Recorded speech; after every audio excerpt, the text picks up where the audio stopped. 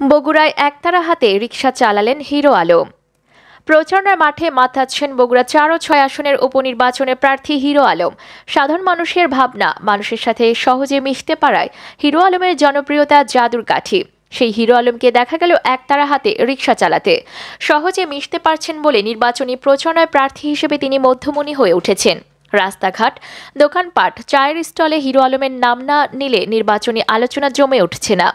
সোমবার ২৩শে জানুয়ারি হিরো আলম একজন শ্রমজীবী মানুষের কাছ থেকে রিকশা নিয়ে নিজের শহরের রাস্তায় সেই রিকশা চালিয়ে নির্বাচনী প্রচারণায় নতুন মাত্রা যোগ করেছেন।